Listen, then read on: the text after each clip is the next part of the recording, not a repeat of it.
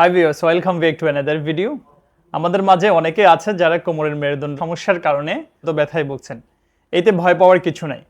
আজকের ভিডিওতে কিছু টিপস বলবো যা আপনাকে খুব দ্রুত রিকভারি করতে সাহায্য করবে।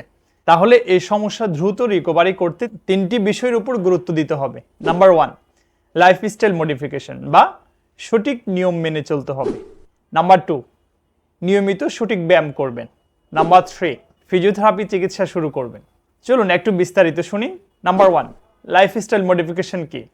লাইফস্টাইল মডিফিকেশন হচ্ছে জীবনধারার পরিবর্তন। মানে কিভাবে দাঁড়াবেন, কিভাবে বসবেন, কিভাবে কাজ করবেন, কোমর কতটুকু ঝুঁকবেন, এই নিয়মগুলি হচ্ছে লাইফস্টাইল মডিফিকেশন। যেমন দীর্ঘক্ষণ বসে এবং দাঁড়িয়ে না থাকা, কারণ এতে কোমরের স্পাইনে এবং টিস্যুতে স্ট্রেচ হয়। যারা অনেকক্ষণ ধরে বসে অফিস করছেন বা ড্রাইভিং করছেন, সামনের দিকে কুঁজো হয়ে বসা যাবে না। ঘাড় ও পিঠ সোজা রেখে স্ট্রেট হয়ে বসার চেষ্টা করবেন। প্রয়োজনে কোমরের পেছনে সাপোর্ট ব্যবহার করবেন। আর দাঁড়ানোর নিয়ম হচ্ছে দু পায়ে সমান ভর দিয়ে সোজা হয়ে দাঁড়াবেন। সামনের দিকে বেঁকে বা এক পায়ে ভর দিয়ে দাঁড়াবেন না।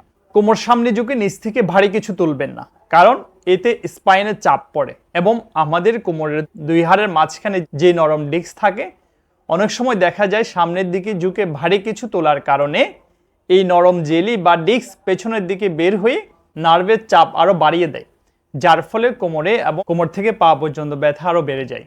সুতরাং সাবধান, কোনো কিছু নিচ থেকে তোলার সময় হাঁটু ভাঁজ করে বসে এরপর তুলবেন। এতে কোমর ভালো থাকবে। মা বোনদের বাসায় কাজ করার ক্ষেত্রে, যেমন ঘর মোছা, ঘর ঝাড়ু দেওয়া, কাপড় ধোয়া, সবজি মাছ কোটা বাছার ক্ষেত্রে কোমর সোজা রেখে করতে হবে। সম্ভব হলে কিছু কাজ দাঁড়িয়ে এবং বসে করা ভালো, কারণ এই ভুলগুলি থেকে অনেক সময় কোমর ব্যথা এবং পায়ের ব্যথা ঝিনঝিন বেড়ে যায়। সব সময় শক্ত ও সমান বিছানায় শোবেন এবং শোয়া থেকে ওঠার সময় কোমরের প্রেসার দিয়ে উঠবেন না। এক পাশে কাঁধ হয়ে হাতে ভর দিয়ে উঠবেন। ব্যথার জায়গায় গরম সেক দিবেন। যে কোনো গরম সেক ব্যথা নিরাময়ের জন্য ভালো। গরম সেক বা হট কম্প্রেশন ব্লাড সার্কুলেশন বাড়াতে এবং ব্যথা কমাতে সাহায্য করে। প্রিয় দর্শক, সিভিয়ার পেন, দাঁড়াতে পারছেন না, সোজা হয়ে বসতে পারছেন না, হাঁটতে পারছেন না, ওই ক্ষেত্রে আপনাকে আরেকটি কাজ করতে হবে। সেটা হচ্ছে সর্বোচ্চ 2 থেকে 3 সপ্তাহ আপনাকে টোটালি বেড রেস্ট থাকতে হবে। তার মানে বেড রেস্ট মানে এই যে আপনাকে আপনার কাজ থেকে, আপনার অফিস থেকে, আপনার যাবতীয় ব্যবসা বাণিজ্য থেকে আপনাকে ছুটি নিয়ে টোটালি 2 সপ্তাহ রেস্ট থাকলে এতে কোমরটা অনেকটা ফ্লেক্সিবল হয়ে যায়। পাশাপাশি ডাক্তারের পরামর্শ অনুযায়ী মেডিসিন শুরু করতে হবে। আর ব্যথা বেশি থাকলে ব্যথা থাকা অবস্থায় সপ্তাহে 2-3 সপ্তাহ ব্যথা থাকা পর্যন্ত লাম্বার কর্সেট বা কোমর ব্যথার বেল্ট ব্যবহার করা ভালো। নাম্বার 2, সঠিক নিয়মে কোমরের ব্যায়াম করবেন। কোন ধরনের ব্যায়াম করবেন? যে ব্যায়াম কোমরের মাংসপেশি রিল্যাক্স করে এবং ডিস্কের নেগেটিভ প্রেশার দিয়ে তার অবস্থায় যেতে সাহায্য করে। পাশাপাশি কোমরের মাংসপেশি শক্তি বাড়ানোর ব্যায়াম। যদি পায়ে ব্যথা বা ঝিনঝিন করে, সেক্ষেত্রে নার্ভের কিছু স্ট্রেচিং এবং নার্ভ গ্লাইডিং এক্সারসাইজ আছে, সেই এক্সারসাইজগুলি নিয়মিত করতে পারেন। ব্যায়াম আমাদেরকে কিভাবে সাহায্য করে বা কিভাবে ব্যথা কমায়? এক্সারসাইজের মাধ্যমে আমাদের শরীর থেকে এন্ডোরফিন নামক একটি কেমিক্যাল রিলিজ হয়, যা ন্যাচারালভাবে ব্যথা কমাতে সাহায্য করে।